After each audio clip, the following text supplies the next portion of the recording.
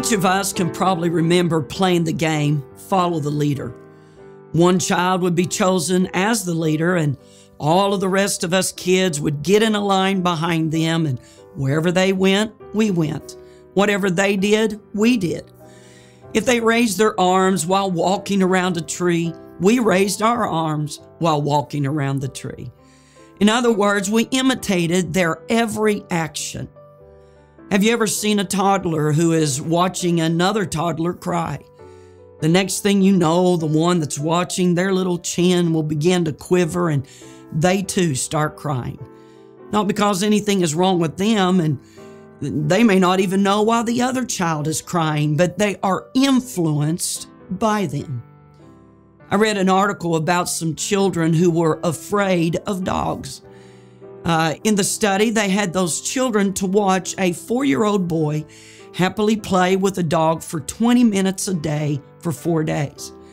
After the 4-day period, 67% of the children who watched the boy play with the dog were now willing to follow his example, and they too would now enter into a playpen with a dog.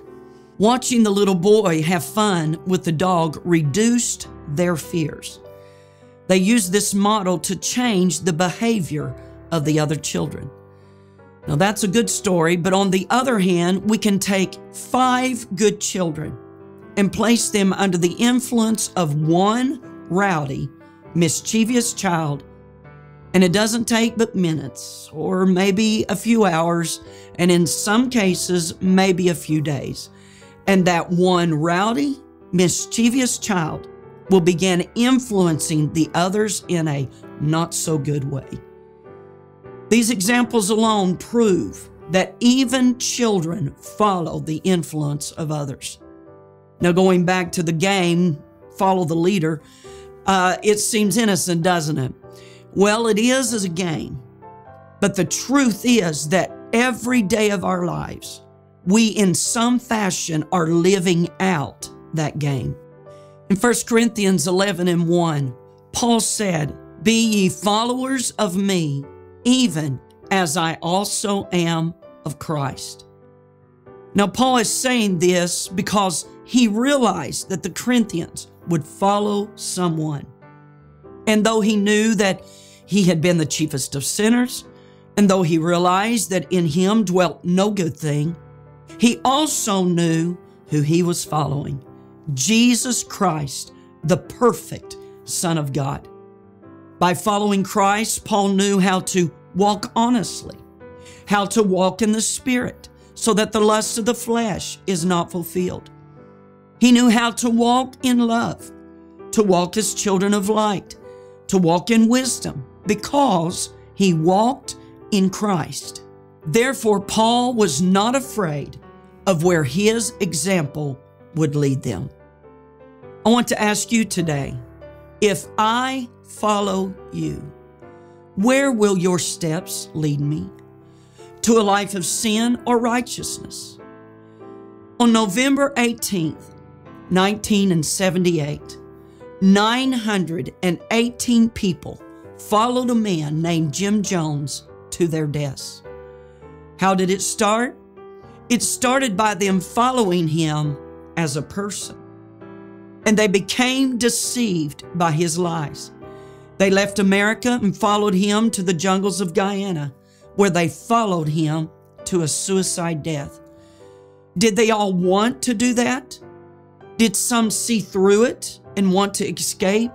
Yes, many did.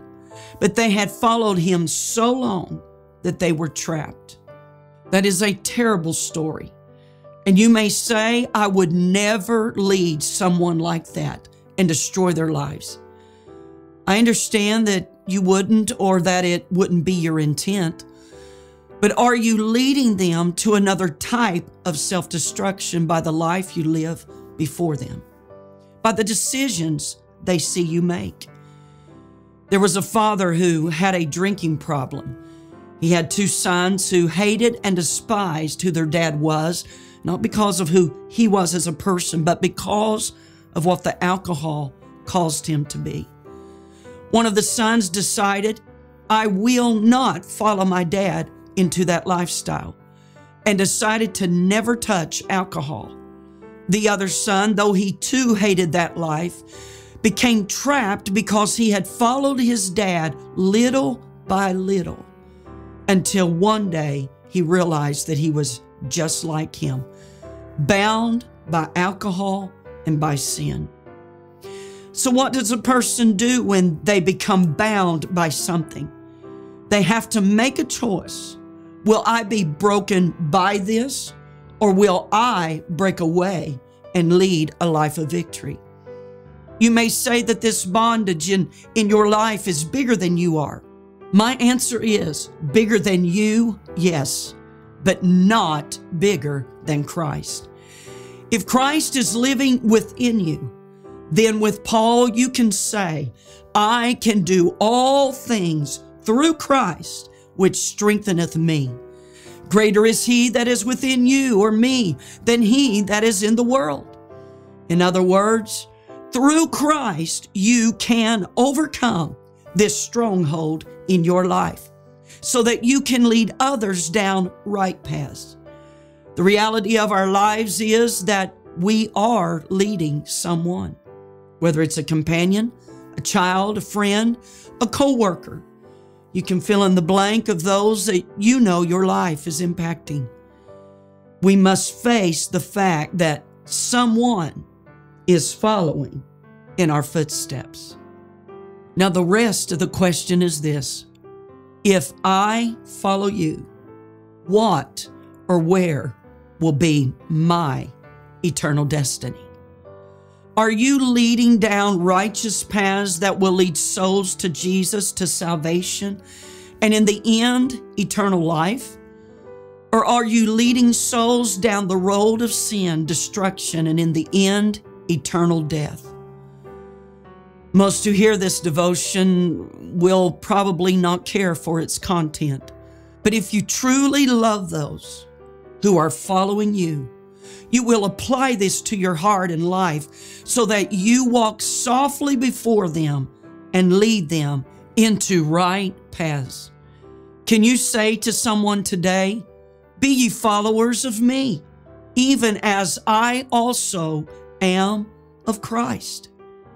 My prayer is that if you can't say that you will find a place to pray and let Jesus change the direction that you are walking so that you may be saved and lead others to salvation. In closing, Hebrews 12:13 tells us, and make straight paths for your feet. Can I add this? Because someone is following you. Lest that which is lame be turned out of the way or led astray, but let it rather be healed. May we walk down straight paths that we may lead others to Jesus Christ. God bless you and give you His peace.